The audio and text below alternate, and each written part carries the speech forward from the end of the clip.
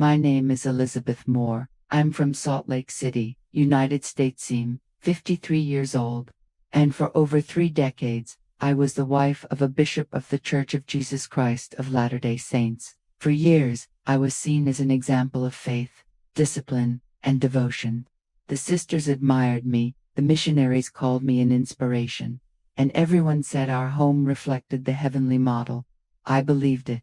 I believed our marriage was blessed, that the temple would unite us for eternity, and that serving alongside a man chosen by God was the greatest honor a woman could have. But time revealed that not all that shines is light. Within the walls of the temple and my own home, there was a secret no one dared to mention. A secret that shattered the perfect image everyone saw and made me question what is truly sacred. Comment your city and country so I can see how far my story is reaching. Subscribe to the channel and leave a like if you believe that the truth always comes to light. When I married Michael, I was only 20 years old, and my heart was full of faith. I sincerely believed that God had placed this man in my life to guide me spiritually and build with me a home worthy of heaven. He was gentle, disciplined, and spoke with a serenity that made anyone believe the Holy Spirit lived within him. When he was called to be a bishop, I wept with emotion. At that moment, I thought the Lord was rewarding our faithfulness. I remember kneeling beside him and thanking him for the honor of being his wife, of being able to serve alongside someone who, to me, was a true instrument of God. In our community, we were the epitome of a perfect marriage. The sisters in our ward would come to me for advice on how to keep their faith and home in harmony. The primary children looked at us with admiration, and even the younger missionaries said they hoped to have a marriage like ours one day. I was proud of this. I felt part of something sacred, as if heaven itself had placed an invisible crown upon our family. On Sundays, the temple was the center of our routine. We would wake early, review talks, prepare hymns, and walk together, hand in hand, like the couple everyone wanted to be. He spoke from the pulpit with an inspiring firmness. His words about repentance, purity, and obedience filled the hall with silence and reverence, and I, sitting in the front row, smiled and thought, this is the man God chose for me. At home, our prayers were long and disciplined. There were times for everything: scripture study, fasting, family gatherings, and even quiet time for reflection.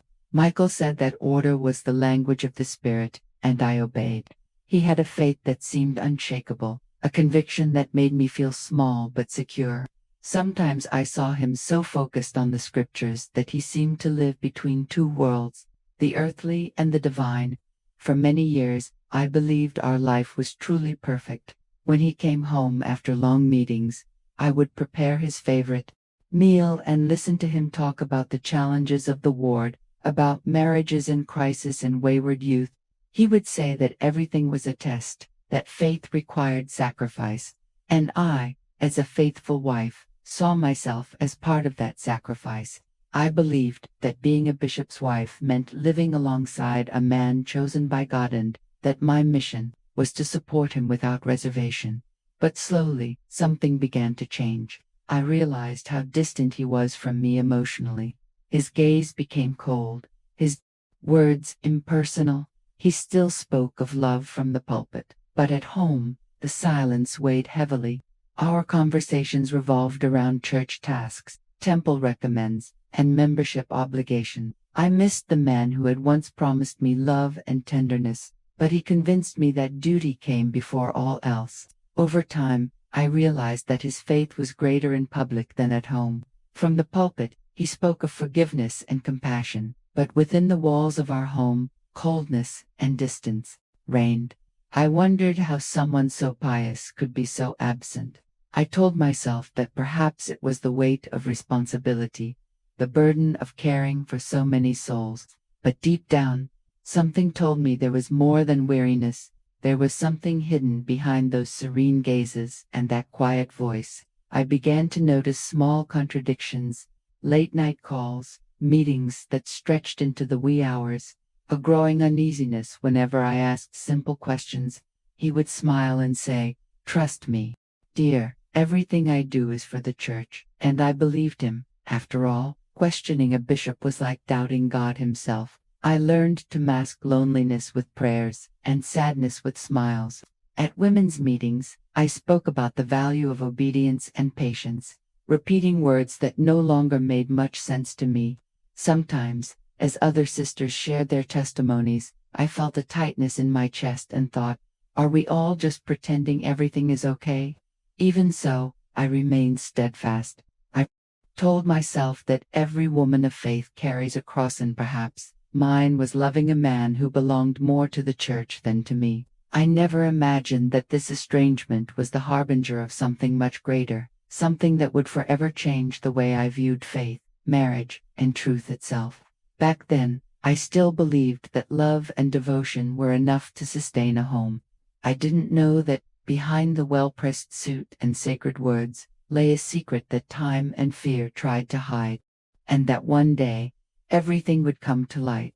In the eyes of others, our home was perfect, a reflection of the faith and order the church so fervently preached. The curtains were always clean, the children dressed well for worship, the garden immaculate, and a smile ready for ward visitors.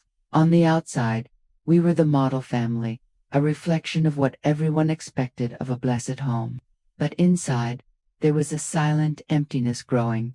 Michael, the man everyone saw as an example of spirituality, was cold, distant, and unapproachable. His gaze no longer sought me, his words sounded like sermons, and the touch that once gave me security now seemed a formality.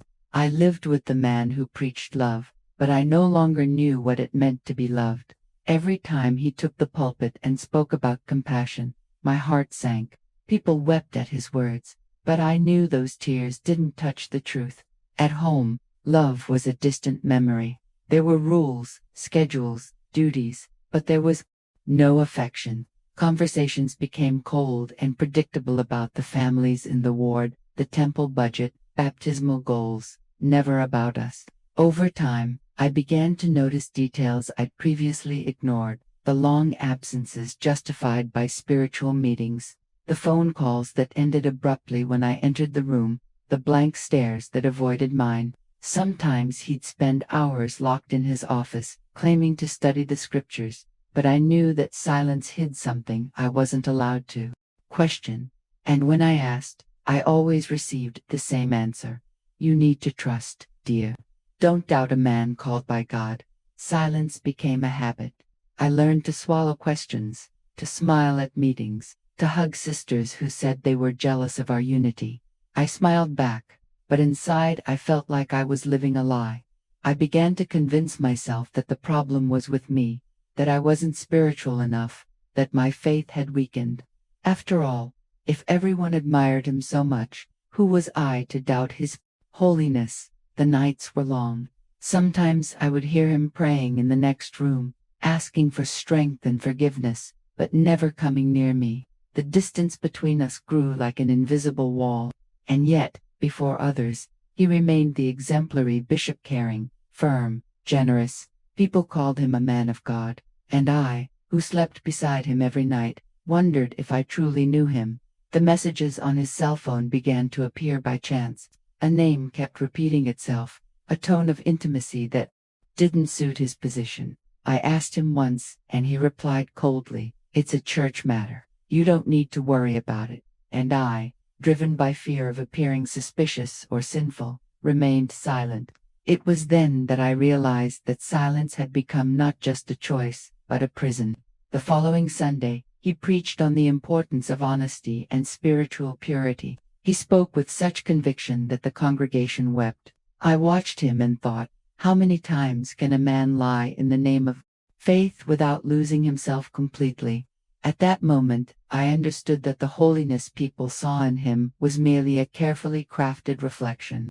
Behind the suit and the scriptures lay a man torn between appearance and truth. Over time, the walls of our house began to hold secrets. The air grew heavy. The sound of his voice when it came resonated like a distant echo. I avoided conflict. He avoided explanations. It was a marriage of appearances, sustained by the faith of others, and my fear of Facing reality. I remember one night when I tried to talk about how I felt. He looked at me for a few seconds and simply said, "Bishops' wives must be strong. You don't understand the weight of my calling." And he left the room. I stood there, motionless, listening to the sound of my own thoughts unraveling. That night, I realized my husband was no longer a man. He was a role he wore, a sacred figure who could not be questioned. From then on, all that remained was silence, the same silence that accompanied me in prayers, in meetings, on lonely nights. I pretended to believe every word he said, and he pretended I was still the trusting wife who had once admired him. And so we continued, two strangers sharing a home everyone thought was perfect. In church he preached the truth. At home, it was forbidden. This phrase began to echo in my mind like an inverted prayer, because the faith he displayed in public was not the same as the one I saw at home. And the more I remained silent, the more the emptiness grew within me. This is how I learned that the most dangerous lie is not the one we tell others, it's the one we tell ourselves to endure the silence. From an early age, I learned a woman's place in the church. Relief Society classes repeated, week after week, that feminine virtue was the foundation of faith, and that obedience to one's husband was a way of serving God. They said the role of a Mormon woman was simple: to care for the home, raise her children in the gospel, support her husband in his callings, and, above all, never question leadership. We were taught that a virtuous woman speaks little, serves much, and never distrusts her husband. I believed this with all my strength. I grew up hearing that the priesthood was a gift to men, and that our role was to sustain them with faith and humility.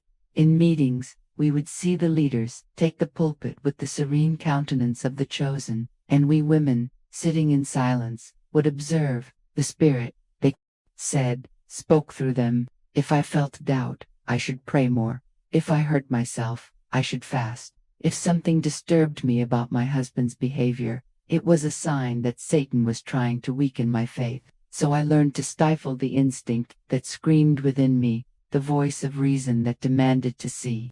The pressure was invisible but constant. The older sisters said a woman's worth lay in her sacrifice. A bishop's wife should be an example of patience, they repeated. I tried to fulfill this role perfectly. I was always ready, always smiling, always willing. If he arrived late, I didn't ask. If he canceled family commitments because of church meetings, I told the children that their father was doing the Lord's will. That's what a good wife did. But inside, a crack was beginning to form. I'd see him leave the house in the same dark suit and leather briefcase, and I'd wonder if I still knew that man. Something about him had changed. His eyes no longer sought me out as they once had. Sometimes he'd avoid eye contact, as if carrying a burden he couldn't share with me. Even so, I convinced myself that distrust was a sin. To dishonor the bishop is to dishonor God himself, they said, and I believed it. There were days when I felt like a shadow in our own home. He made decisions, led meetings, advised other women, but he rarely listened to me. When I tried to talk about how I felt, he would smile and say, "Honey, don't worry about worldly things. Your role is to bring peace to the home."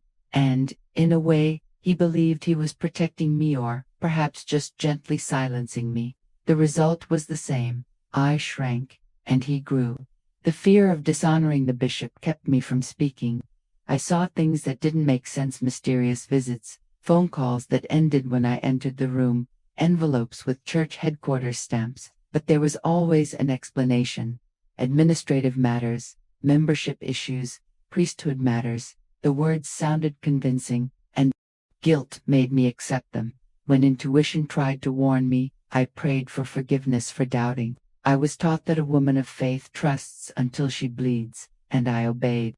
Over time, I realized that blind obedience comes at a high price. I was no longer the cheerful woman I once was. I was tired, quiet, avoiding eye contact with the people in the chapel.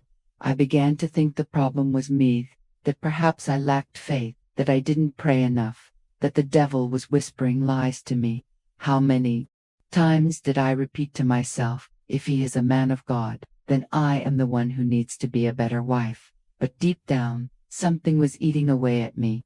The tension between what I saw and what I was supposed to believe grew with each passing day. Sometimes, during Sunday hymns, I would feel a lump in my throat. The voices of the faithful sang of purity and righteousness, and I would think, how many of us are just pretending to be happy, pretending to trust, pretending not to see what happens behind the closed doors of the temple. At times, pain mixed with faith in a confusing way, I prayed, asking God to remove my doubts, but He answered me with silence. It was as if to say, look, but look with courage. And I didn't want to see. It was easier to believe that all of this was a test of my submission. So I kept quiet again.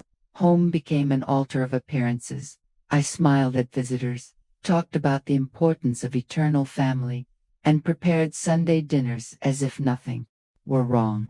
But inside, my heart was a battleground between fear and truth. Every time my intuition whispered that something was wrong, I responded with a prayer of guilt. Today I realize how much we were shaped to accept silence as a virtue. Being a woman within the church meant carrying everyone's weight without ever showing our own weariness. It meant living in a man's shadow, believing his light was also ours. And for years, that's exactly how I lived.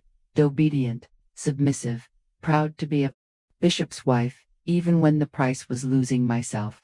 Doubt, when it came, didn't come all at once. It crept into the cracks between prayers and forced smiles.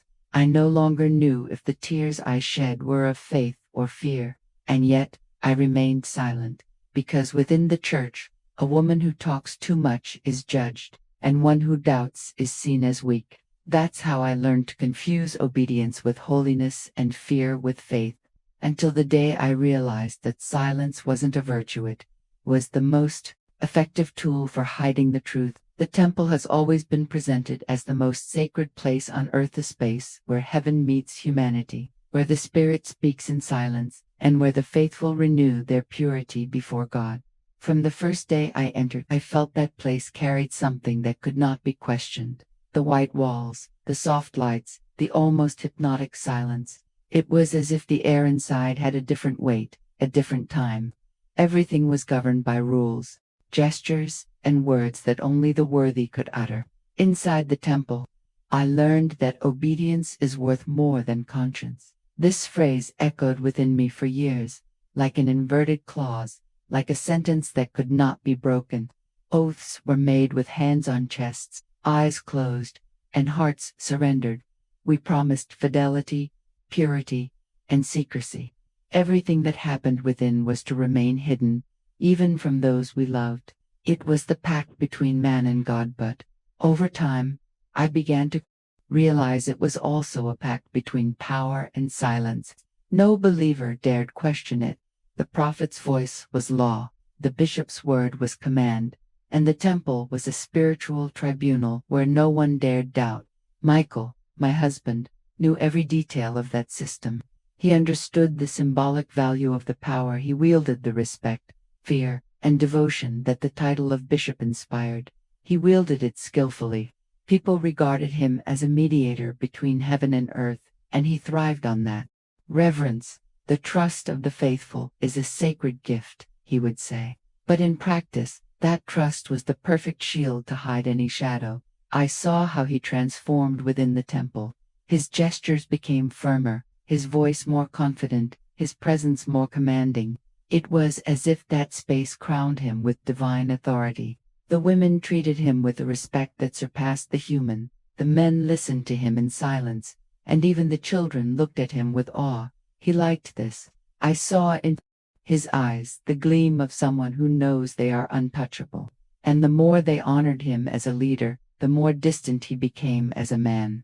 The temple was the center of our lives, but also the setting where my faith began to blur with fear. The ceremonies, the symbols, the white garments, everything held profound spiritual meaning, and at the same time, everything served to create a sense of constant surveillance.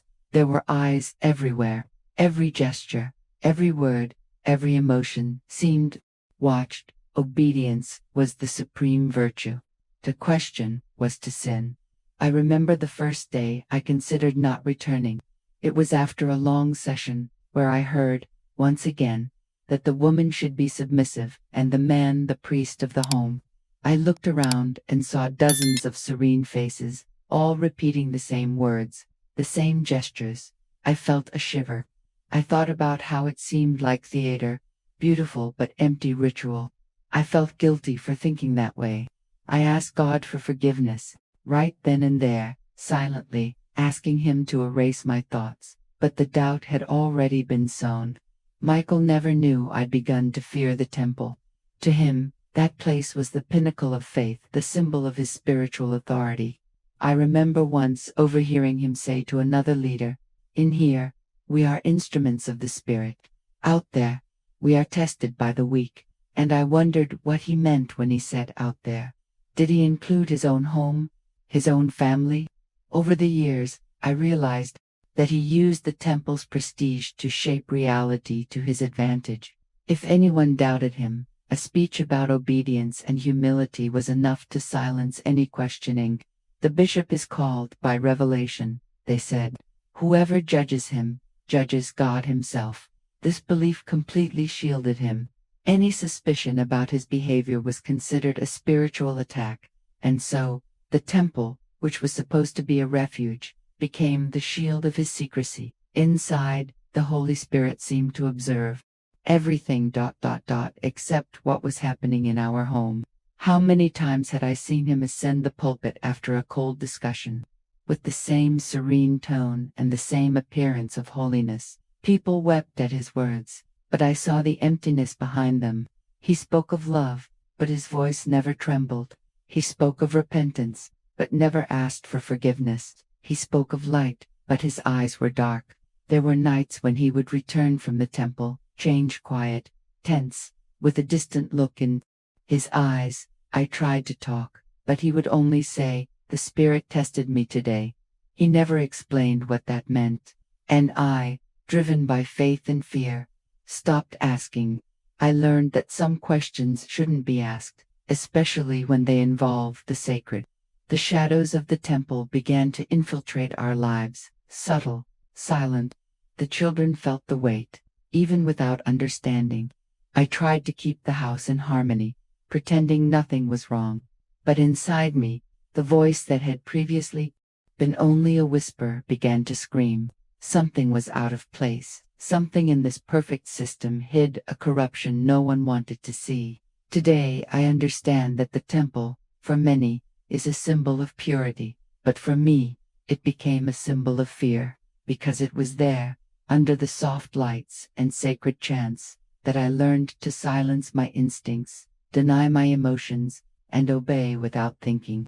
And when a woman begins to believe that feeling is a sin, she becomes a prisoner not of God, but of a system that uses His name to maintain silence. I remember that day with a clarity that still makes me shiver. It was an ordinary afternoon, the kind when the sun streams through the kitchen window and the house seems peaceful. Michael had left early, saying he had an urgent meeting with other church leaders. I suspected nothing, at least, not yet. The habit of trusting him was as automatic as breathing. But something inside me, a voice I'd silenced for years, insisted something was wrong. A restlessness, almost a warning, that wouldn't leave me alone. While tidying up the house, I noticed he'd forgotten the leather briefcase he always took to the temple. It was the same briefcase where he kept documents and letters from members. For a moment, I considered ignoring it, but something, perhaps courage, perhaps desperation, made me open it. And it was there, among the papers and envelopes, that I found the first crack in the wall of my faith. Inside the folder were correspondence that didn't belong to the church, printed messages, bank statements, and handwritten letters. Some were signed by women in the congregation, others by people I'd never heard of. I read every word with my heart pounding. The letters spoke of secret meetings, promises made in the name of divine inspiration, spiritual advice that transcended all moral boundaries. One of them ended with a phrase I'll never forget. "You said it was the will of the Spirit." I felt a chill run down my spine. My hands were shaking so much that I dropped one of the sheets of paper to the ground. It was a veiled confession, a mixture of guilt and submission.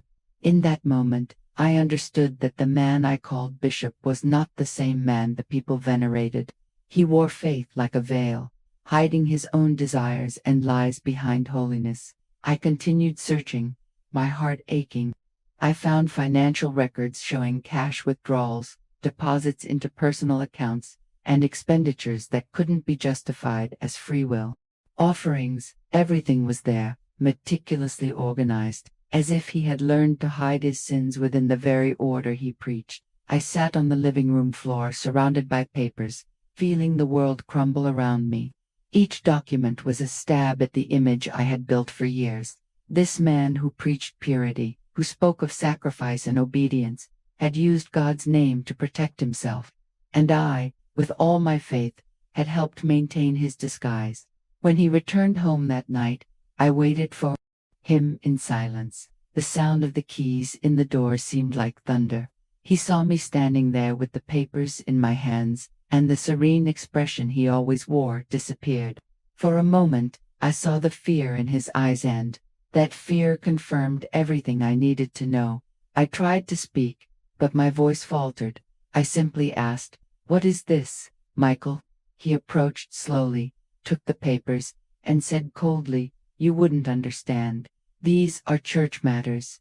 Anger and despair mingled within me. I screamed, I cried, I begged him to tell the truth, and he, with the same calm as always, replied, "The Spirit guides me. Not everything that seems wrong in the eyes of men is wrong in the eyes of God." Those words were like a knife.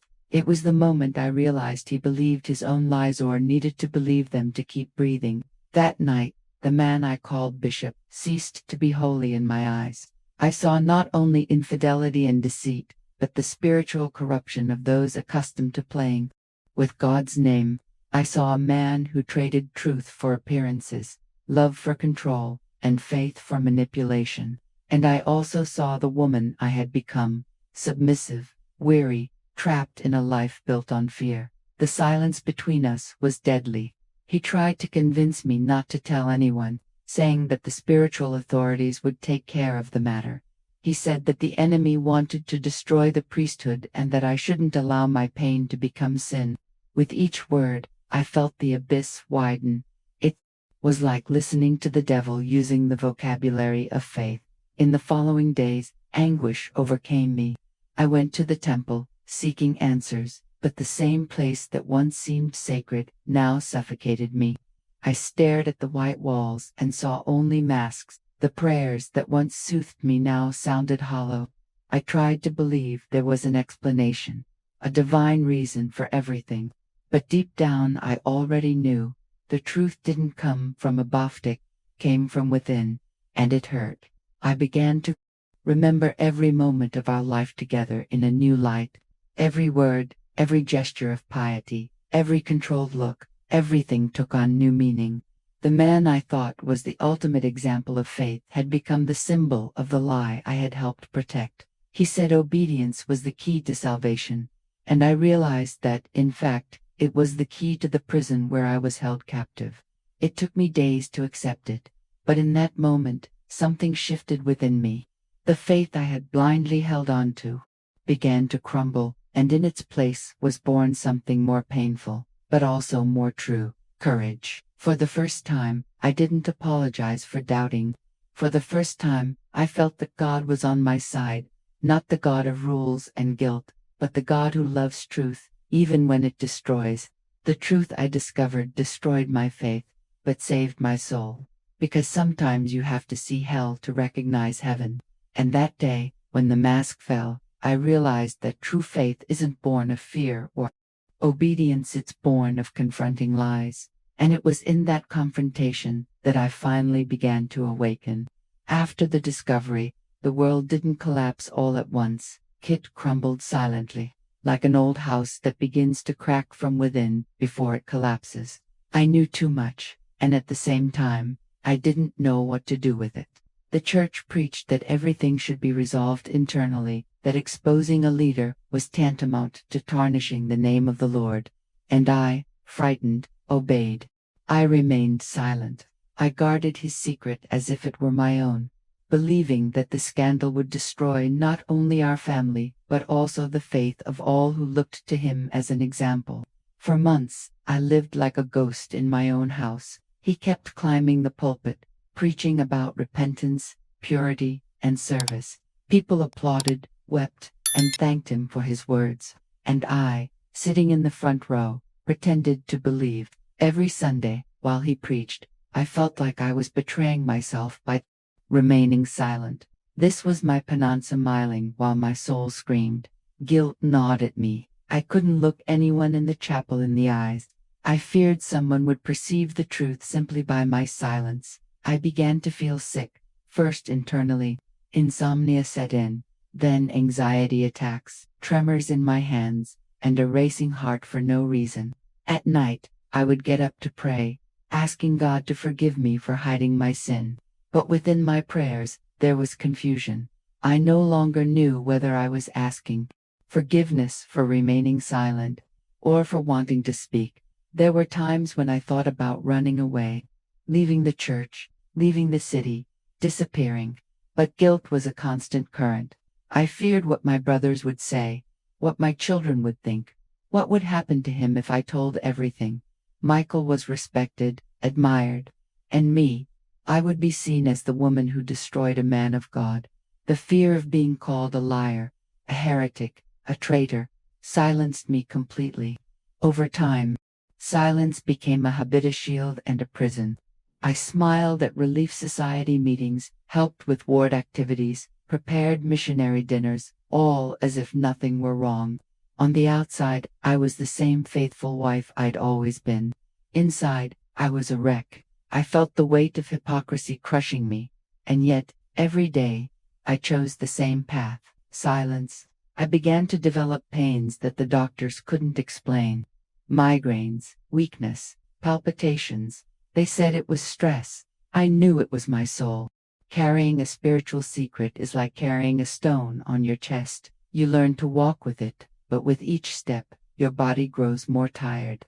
I prayed for strength, but the strength that came wasn't liberating. It was the strength to resist one's own despair. There were nights when I would hear him praying beside me, asking God for forgiveness, but without ever looking at me. He believed that it was enough to silently confess to the Lord, that he didn't need to apologize. And I, even hurt, asked God to forgive him, not for his sake, but for my own, because forgiveness seemed the only way to stay alive. The years passed, and the secret transformed me. I stopped recognizing myself in the mirror. The sparkle in my eyes faded, my voice grew low, and words became rarer. I learned to live like the women the church molded, discreet, docile, grateful for suffering, believing that heaven was the reward for enduring hell on earth. The community continued to idolize us. There were constant invitations, tributes, and praise. You are a family of exemplary faith, they would say. And I smiled, knowing that each word of admiration was a blow to the heart. Sometimes, during the sacrament, I wondered if God still saw me. Did he see what I was hiding? Would he forgive my silence? I tried to speak once. I scheduled a meeting with another stake leader. I brought some of the documents, the letters, the evidence. I expected a reaction, a shock, a plea for help, but what I received was cold. Advice, sister, the bishop is human. Pray for him, and trust that the Lord will take care of everything. I left that room with an emptiness so great it felt like it could no longer contain me. I understood, in that moment, that the institution would protect itself, not the truth. From then on, I began to live in two worlds: the world of the faithful, where I was the model wife, and the inner world, where I was just a broken woman trying to stay afloat. My illnesses worsened. I was exhausted, crying alone, and feeling a constant weight on my chest. The doctor suggested antidepressants. I refused, saying the medicine I needed came from the spirit. But the spirit, at that time, was silent, or perhaps it was speaking, and I no longer had the strength to listen. The loneliness was absolute. The children grew up seeing their father as a hero and their mother as a shadow. I loved them too much to destroy them with the truth. I preferred to carry the burden alone. For years, I was the guardian of a secret that slowly consumed me, a prisoner of a crime I didn't commit, but which I covered up. Every Sunday, while he preached, I felt I was betraying myself by remaining silent. That sentence summed up my life. I was betraying the woman who once believed that love and faith went hand in hand. I was betraying my own soul by pretending that silence was a virtue. Time has shown me otherwise. Silence didn't save me. It killed me a little each day. It killed my dreams, my confidence, my health, my voice, and when I finally realized it, I no longer knew who I was without that weight. But even as I was dying inside, I kept smiling. I continued to uphold the image of the perfect home, because, in the church, appearance is the most accepted form of faith, and perhaps I believed, deep down, that if I maintained the disguise, God would have mercy on me. Little did I know that He could only free me the day I decided to break my silence, and that day, though late, would eventually come. It took 32 years for me to finally understand that silence wasn't obedience, it was fear, and that fear, when disguised as faith, becomes a spiritual prison. I remember the day I decided to speak out. There was no divine revelation, no sign from heaven. It was simply a moment of clarity amidst the pain. I looked in the mirror and realized I no longer recognized that woman with dull eyes and trembling hands, the one who had spent decades protecting the reputation of a man and an institution that had never protected hers. I grabbed an old notebook, sat in the kitchen, and began to write. At first, my hands trembled. It was as if each word I put on paper was an affront to the fear that had haunted me for so many years. I wrote about the early years of my marriage, about the temple, about secrecy, about silence. Each memory hurt, but it also freed me. It was as if I were opening windows in a dark house that smelled of spiritual mold. For the first time, I breathed. Over time, I realized I wasn't alone. I found online groups of former church members, people who, like me, had believed to the limit of their sanity.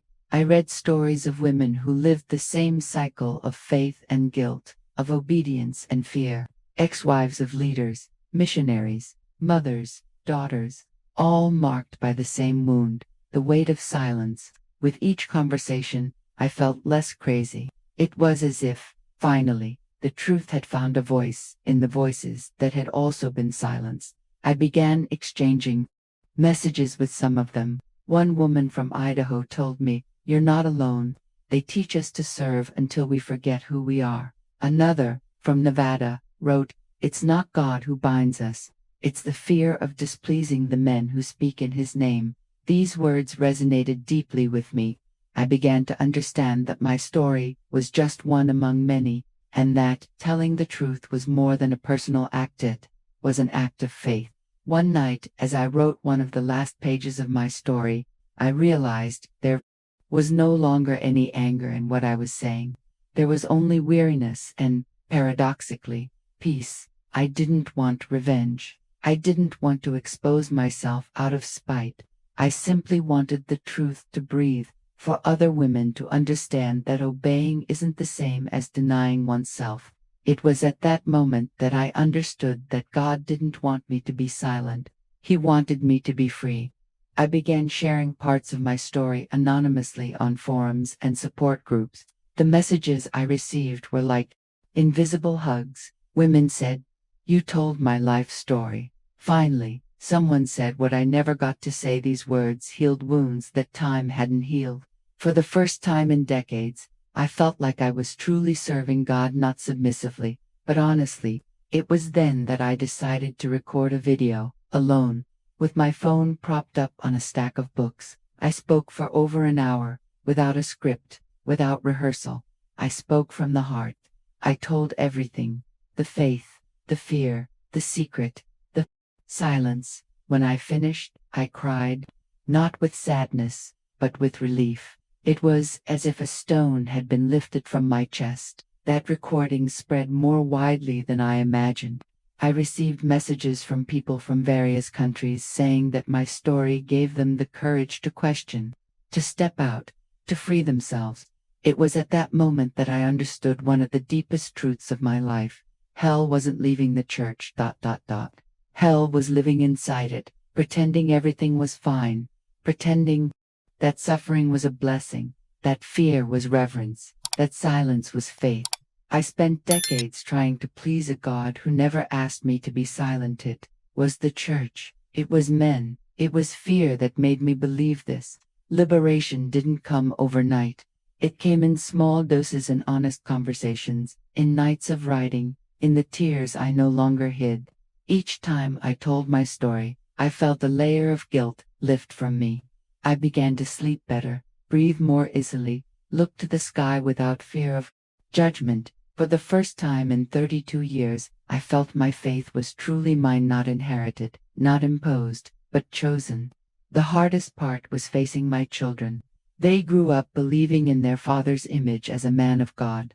When I told them part of the truth, some rebelled, others remained silent. One of them said to me, "Mommy, it wasn't your fault." And that phrase, so simple, broke me inside. I cried like I hadn't cried in years, because I realized that, despite everything, there was still love, there was still God, the God who dwells in forgiveness, not in fear. Today, I understand that my faith didn't die, it was reborn. God wasn't lost in the church, He simply waited for me to find Him outside of it. Because the true encounter with the divine happens when we stop worshiping the walls and start listening to our own conscience. 32 years later, I finally understood what spiritual freedom is. It's not a lack of belief, it's having the courage to believe in the truth, even when it distances you from everything that seems sacred. Today, when I look back, I no longer see a victim. I see a woman who survived her own silence and transformed her pain into a voice. And if someone were to ask me what I've learned after all this, I would say, God doesn't want our blind obedience. He wants our truth, because only the truth sets us free. And it was the truth only, the truth that gave me back the life my distorted faith had stolen from me. When I began telling my story, I discovered something that completely changed the meaning of my pain. I wasn't alone. In the first few months after publishing my testimony, I received dozens of messages. Some came from young women, others from women who, like me, had spent decades within the church, all with one common phrase: "Your story is mine too." These words, which would have previously made me cry, now made me feel less alone. It was as if, after so many years living in darkness, I began to see other souls turning on, little lights around me. There were women who still attended church but already harbored doubts. They wrote to me secretly, afraid of being discovered. "If anyone knows I'm listening to you, I could lose everything," one said. Others had long since left the church and were trying to rebuild their lives, facing the judgment of family and friends.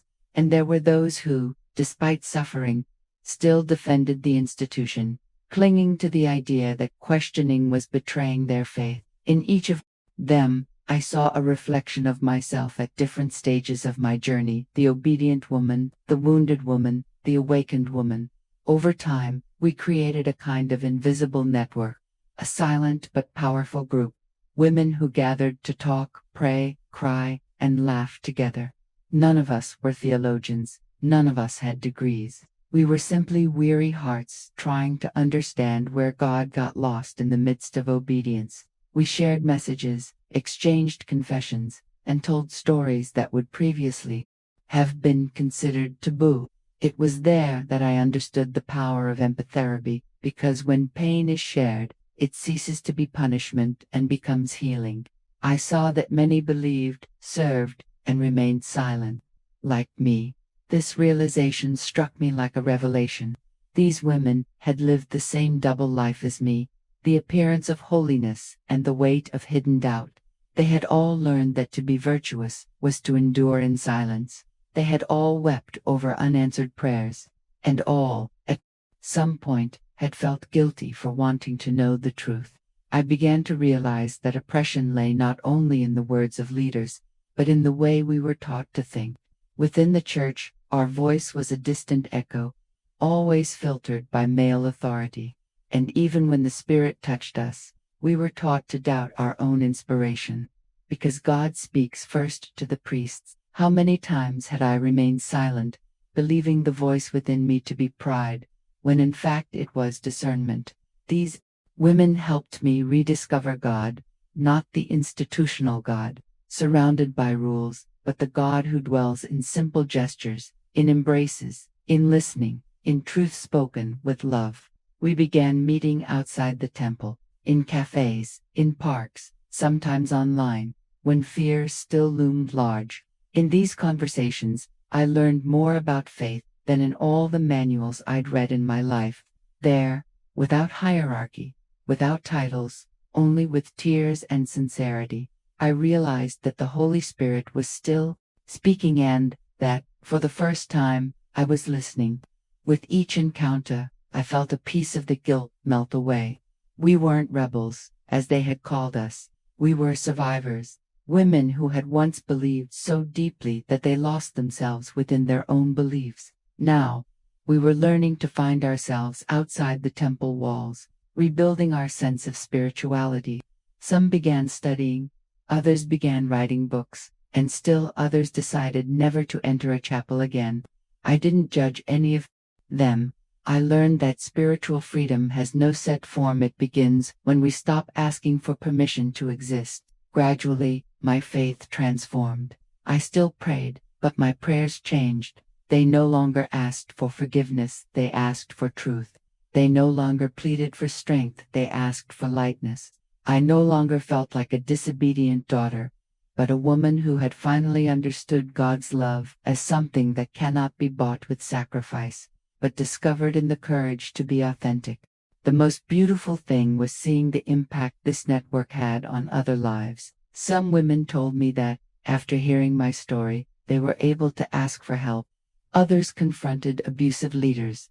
Others simply began to speak out. Small, everyday miracles that showed me that God was still at work, not through the authorities in the pulpit, but through truth shared among broken hearts. I realized that what we experienced within the church was not in vain. Every tear, every doubt, every prayer that seemed unheard was preparing us for something greater.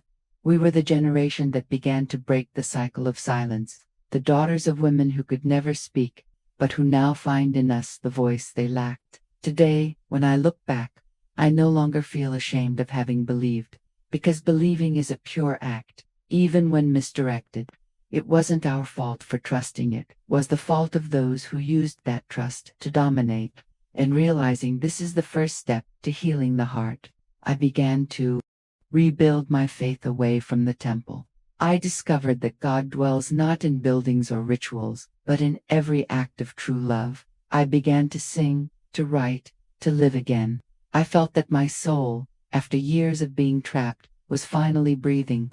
I didn't need to abandon God to free myself from the church. I just needed to understand that He was never truly trapped within it. The truth wasn't just mine.